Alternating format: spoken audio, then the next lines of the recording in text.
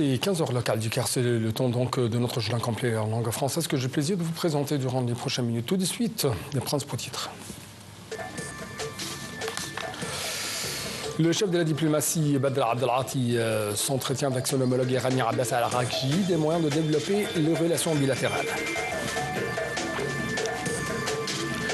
Le Premier ministre israélien appelle les habitants de la ville de Gaza à partir maintenant des territoires palestiniens où l'armée de l'occupation israélienne intensifie son offensive. Et enfin, le Premier ministre français François Bayrou remet mardi sa démission au président Macron au lendemain du renversement de son gouvernement par les députés.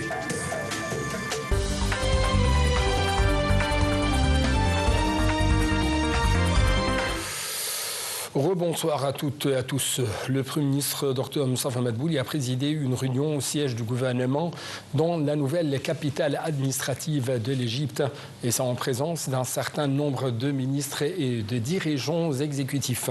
Selon le porte-parole du Conseil des ministres, la réunion a porté sur l'examination des moyens de fournir d'énergie nécessaires afin d'atteindre davantage des objectifs de l'État dans de nombreux secteurs productifs ainsi que pour attirer d'investissements locaux et étrangers, conformément à la vision du développement durable.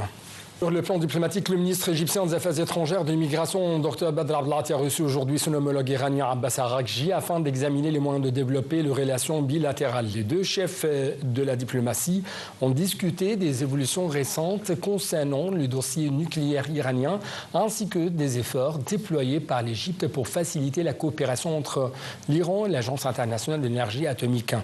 Il est prévu que le ministre des Affaires étrangères devrait tenir une conférence de presse à l'issue de ces entretiens avec son homologue iranien Abbas Araghchi.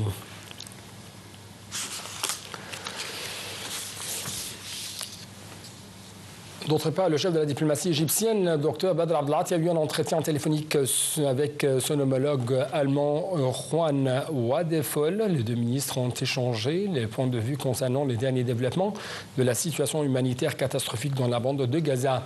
Abdelati a souligné à cet égard le rejet catégorique de l'Égypte de l'agression israélienne brutale contre le secteur, passant en revue avec M. Wadefol les efforts entrepris par le Caire en vue de parvenir à un cessez-le-feu dans la bande de Gaza.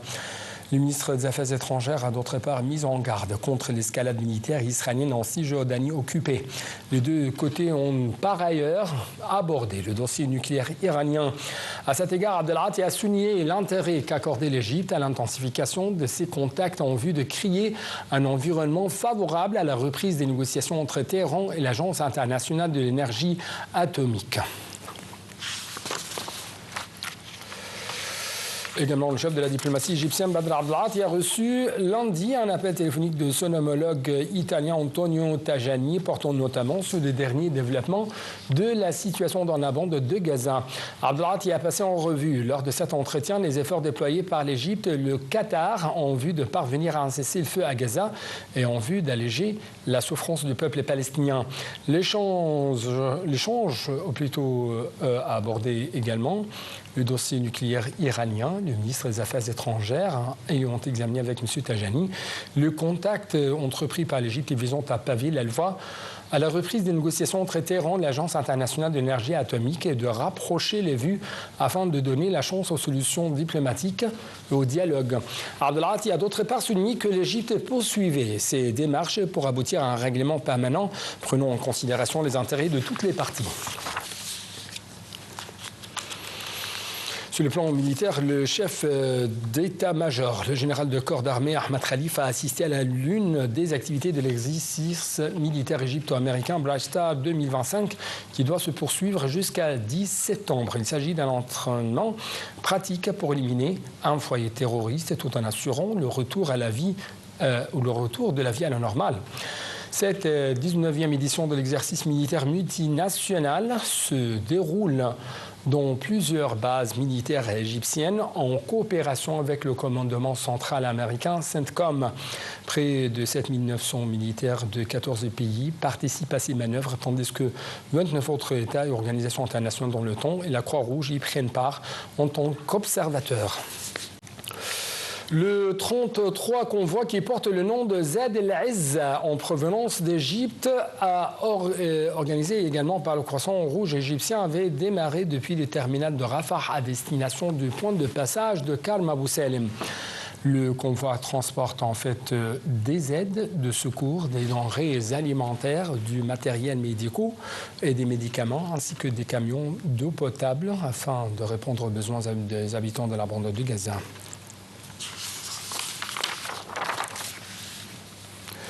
Suite à l'attaque de lundi à Jérusalem, le Premier ministre israélien a appelé les habitants de la ville de Gaza à partir maintenant de territoire palestinien où l'armée de l'occupation israélienne a intensifié son offensive, tuant ainsi au moins 51 Palestiniens. Ceci intervient alors que l'armée de l'occupation israélienne avait tué 2 adolescents palestiniens de 14 ans, dont le camp de réfugiés de Jenin, lorsque des soldats israéliens ont ouvert le feu sur un groupe de civils qui tentaient d'inspecter leur maison et récupérer certaines de leurs affaires. Les Nations Unies pour les réfugiés palestiniens, l'ONURWA a souligné que le bombardement par les forces de l'occupation israélienne des tours résidentielles dans la ville de Gaza avait provoqué le déplacement de dizaines de familles, ce qui avait aggravé la souffrance humanitaire dans la bande de Gaza. L'ONURWA a ajouté qu'un grand nombre des familles palestiniennes de Gaza étaient sans abri et dépourvues de leurs besoins fondamentaux sur fond de l'intensification des raids de l'occupation israélienne. L'agence onusienne a de même expliqué que la souffrance des déplacés allait s'aggraver au fil des jours à cause des restrictions imposées à l'entrée des aides humanitaires dans la bande de Gaza. Le ministère syrien des Affaires étrangères a dénoncé les raids des aériens israéliens menés près des villes de Homs et de Latakia, les qualifiant de violation flagrante de la souveraineté du pays, une menace contre la stabilité régionale. La diplomatie syrienne a de même ajouté dans un communiqué que cette escalade s'inscrivait dans le cadre de la politique d'escalade adoptée par Israël contre les territoires syriens.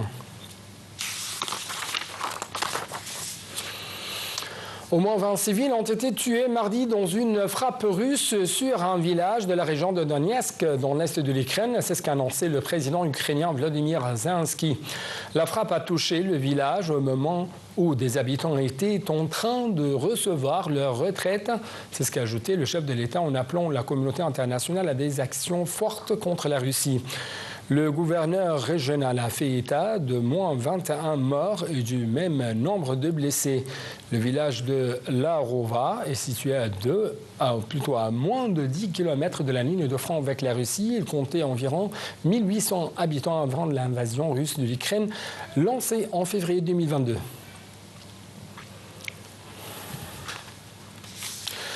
Le Premier ministre français François Bayrou doit remettre mardi sa démission au président Emmanuel Macron au lendemain du renversement de son gouvernement par les députés.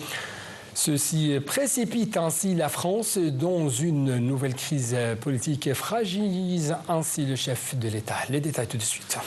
Passons en Norvège où la gauche est menée par le Premier ministre travailliste Jonas Gahr Støre va se maintenir au pouvoir après sa victoire ce lundi lors des législatives également marquées par la poussée de droite populiste anti-immigration qui réalise le meilleur score de son histoire. Arrivé premier avec environ 28% de voix, le Parti travailliste devra cependant composer avec toutes les autres forces de gauche avec lesquelles les désaccords sont nombreux.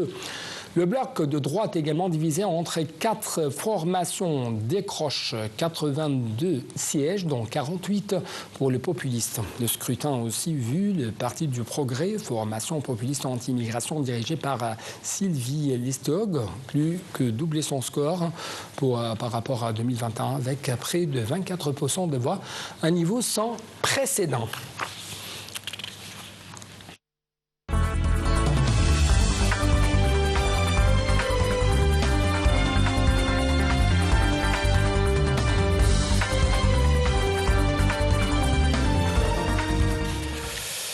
Face à la guerre commerciale lancée par le président américain Donald Trump, les dirigeants des BRICS ont dénoncé protectionnisme, chantage douanier, mais aussi action unilatérale. Shams Nami et les détails.